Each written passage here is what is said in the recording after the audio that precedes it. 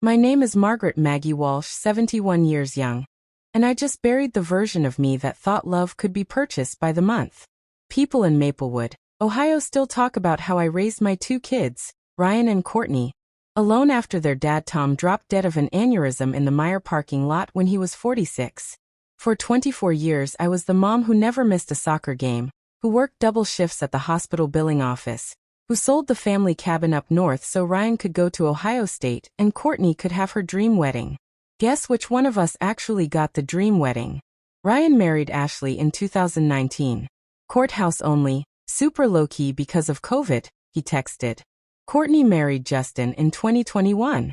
Destination wedding in Cancun, 30 guests. I found out when the photos hit Instagram. I wasn't in a single one. I still sent the checks. Every month.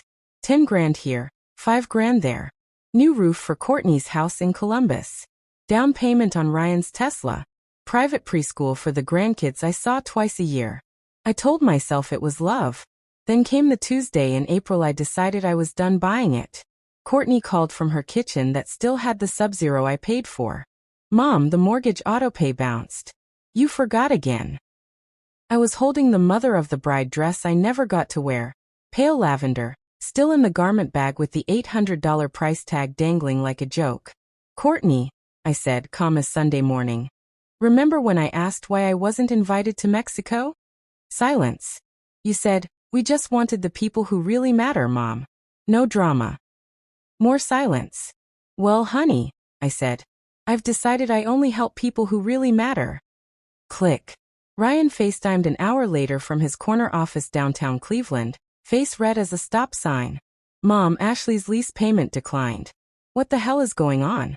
I looked at my 39-year-old son in his $2,000 suit that my money bought and felt exactly nothing.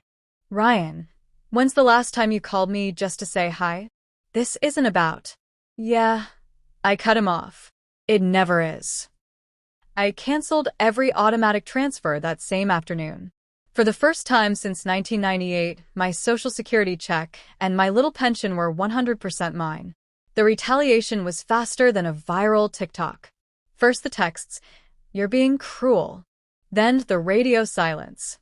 Then the masterpiece, a filing in Franklin County Probate Court requesting emergency guardianship over Margaret A. Walsh, a vulnerable adult exhibiting rapid-onset dementia, paranoia, and inability to manage her own finances.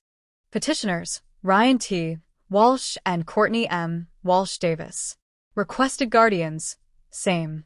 They wanted me declared incompetent and shipped to memory care so they could liquidate the only thing I had left, my little ranch house on Maple Lane and the 401k I hadn't touched.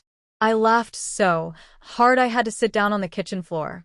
Then I called Judge Patricia O'Brien, retired, my sorority big sister from Miami University, now 74 and meaner than a junkyard dog. "Send me the file, Maggie," she said, "and lock your damn doors." The next 10 days were a masterclass in coordinated crazy. They showed up with an ambulance, 2 deputies, a court visitor, and a geriatric psychiatrist who looked 12. Ryan actually had tears in his eyes for the body cam.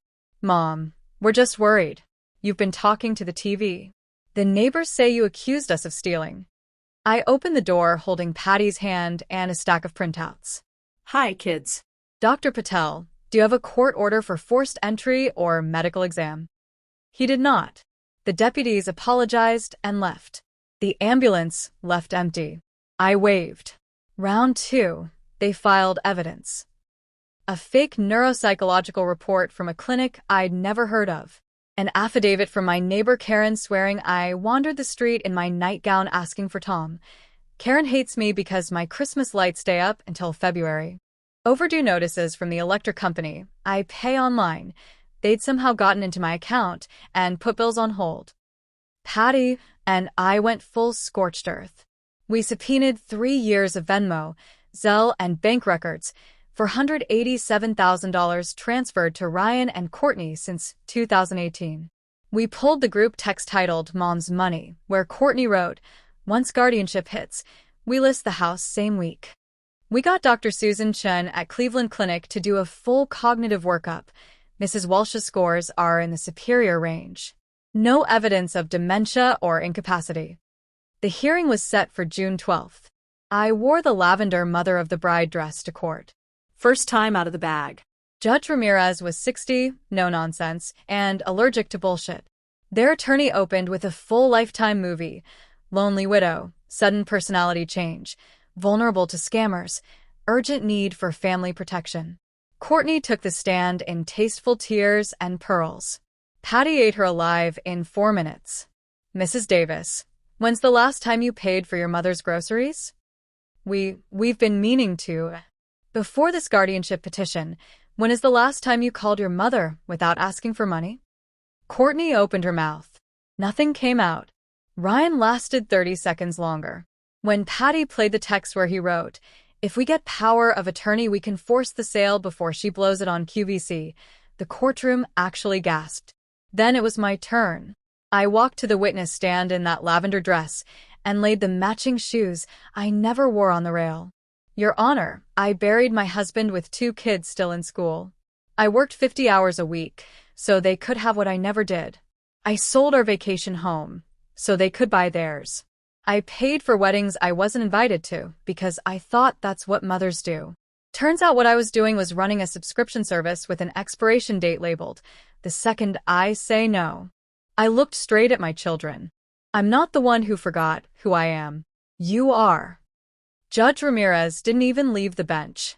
Petition denied with prejudice. The court finds clear and convincing evidence of attempted financial exploitation of a vulnerable adult. Case referred to the county prosecutor for potential criminal charges. Costs and attorney fees assessed to petitioners. Ryan and Courtney left without a backward glance. That night, Patty took me to Tommy's in Coventry for celebratory milkshakes. We laughed until we cried. 3 months later, I sold the ranch on Maple Lane for $62,000 over asking. Cash buyer. Loved the lavender dress story. I moved into a cottage at Cedar Village, the fancy senior community with the golf carts and the book club that drinks wine on Tuesdays. I rewrote my will. 10% to Patty, 10% to my church, 80% to a new trust, the Margaret Walsh Foundation for Elders Abandoned by Their Children.